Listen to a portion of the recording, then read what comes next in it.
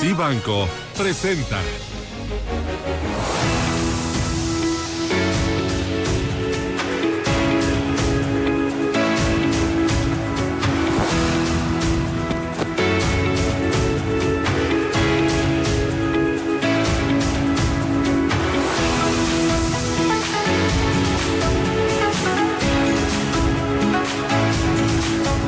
Hola, ¿qué tal? ¿Cómo estás? Qué gusto de saludarte, Jorge Gordillo, de nueva cuenta. Es siempre un enorme placer y sobre todo en coyunturas como la nuestra, tener el contacto con el director de Análisis Económico y Bursátil de Cibanco.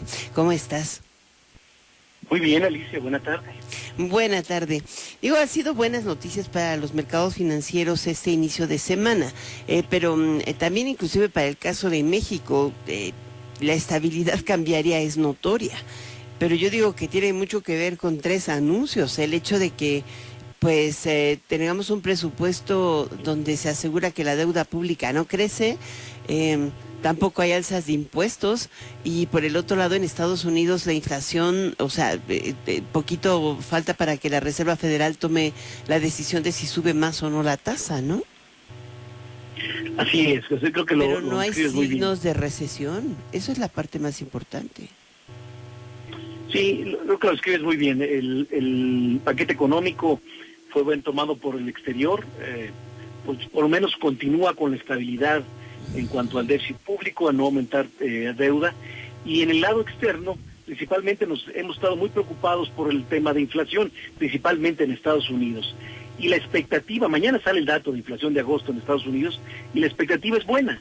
Se espera una deflación de 0.1% mensual. Esto mandaría la inflación anual de 8.5 a 8%. Recordamos que en junio estaba ya en 9% en términos anuales en Estados Unidos. Entonces, bueno, ya lleva 2 meses bajando de manera significativa. Si se cumplen con expectativas, podremos ver que se alargue un poco este rally momentáneo de corto plazo en los mercados, porque el mercado está ávido de buenas noticias. Lo que quiere, ha habido puras malas noticias, pura incertidumbre, y quiere este tipo de noticias para que le den oportunidad de tomar algo de posición positiva en el corto plazo. El problema es que la inflación sigue estando demasiado alta, y esto no significa que ya resolvimos el problema de inflación. La inflación va a continuar alta por mucho tiempo, y las tasas de interés seguirán subiendo, aunque sea en menor medida, por unos meses más. Uh-huh. Ahora, es también notable datos que han salido, ¿no? O sea, en esto de la aplicación del IEPS, el haber reducido 4 puntos porcentuales la inflación, o un poquito más, casi, o sea, estaría, según la Secretaría de Hacienda, estaría en torno al 12%, es muy alto eso, y finalmente, pues estaríamos hablando de tasas no de nivel de 8.5 como están ahorita, sino a lo mejor del 14%. Eso, pues, sí le mete muchísimo ruido a la deuda pública y a la deuda privada. Es correcto, pero por otro lado, la presión sobre la inflación, por bajar la inflación, pues o sea, aparentemente no llegó a 12%, pero la que excluye estos tipos de bienes y servicios, que son los llamados no subyacentes, o sea, la inflación subyacente está muy pegada a la inflación normal, ya va a superar el 8%, y bueno, esto significa que la inflación en México le va a costar mucho más trabajo bajar que lo que le estamos observando en Estados Unidos. El día de mañana podemos ver que ya Estados Unidos tendrá una inflación por debajo que la tenga México, y en esto empezará a generar cierta distorsión en los mercados financieros, porque parece que se va a hacer lo que sigue hacia adelante, que una disminución en inflación mucho más rápida en Estados Unidos en México, porque México está más estructuralmente difícil de contener. ¿Por qué? Bueno, ya está ya está generalizada, ya la hemos visto que está en la mayoría de los productos, en la mayoría de los bienes, servicios, está en la boca de todos los empresarios, todos los empresarios ya tocan el tema de inflación en sus reuniones, revisan sus precios constantemente, y bueno, lo que necesita el Banco de México es contundentemente explicar a la población qué está haciendo, y procurar decirle que bueno, si no se contiene de manera general, con ayuda de todos, lo único que va a provocar es que tengamos que desacelerar más la economía, enfriarla más, para poder contenerla, y entonces se verán lastimados en su demanda. Entonces tiene que haber una comunicación un poco más estricta para fin de mes por parte de Banxico para tratar de cambiar este tema que parece ya generalizado.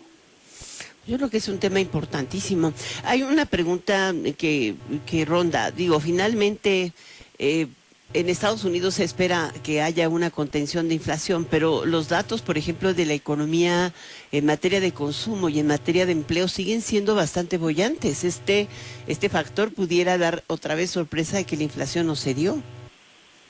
Eso que dices es muy importante porque efectivamente parece que empieza a bajar la tasa de inflación en Estados Unidos, pero eso no significa que va a ir en línea recta rápidamente. Vamos a tener nuestros baches, le va a costar trabajo llegar a bajar de cierto nivel, porque como dices, ahorita por ejemplo, esta es la explicación de la baja de mañana, será por la baja en la gasolina. La gasolina ha bajado casi 50% en un mes desde sus niveles más altos, pero estos ahorros que está teniendo la población no los está incorporando en su ahorro, lo está mandando al consumo de otros bienes, provocando una sobredemanda también o un sobrecalentamiento que puede provocar aumento de precios en otros bienes que no estaban. Entonces, esto significa que todavía tenemos tiempo y todavía le falta mucha historia que decir a este fenómeno inflacionario.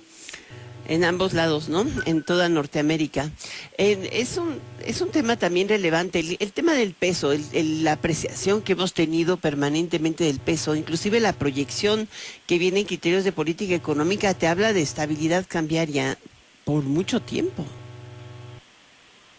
Así es, el peso ha estado volátil, pero en un rango muy acotado, un rango muy marcado y aparentemente en niveles muy fuertes en comparación a otras monedas emergentes o a otras monedas duras.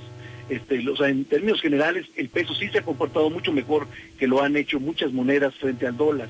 Y parece que esta situación puede durar por varios meses más, quizá lo que resta del año, pero creemos que el problema está, el riesgo está en lo que suceda con las finanzas públicas el año que entra y lo que sucede en la percepción del exterior sobre el nivel de inflación en Estados Unidos comparado con el de México.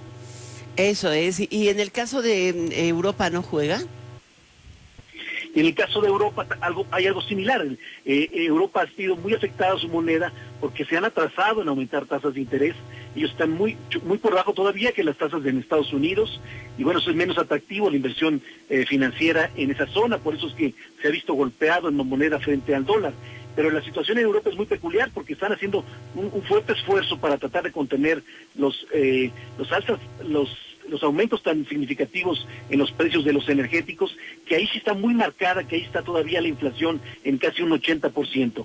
O sea, conteniendo estos precios, ellos barajarán mucho más rápido su tema inflacionario y entonces también podría volverse a reacomodar las inversiones en el mundo a favor del euro, quizá para el próximo año. Pues quizá. Muchas gracias por esta plática, Jorge Gordillo, director de análisis económico y bursátil de CI Banco. Yo le recomiendo que le siga en su Twitter, es bien interesante todos los días tener el cierre del mercado. Muchas gracias, Jorge, por estar con nosotros. Gracias a ti, Alicia, que estés muy bien. Buena tarde. Buena tarde, Jorge. CI Banco presentó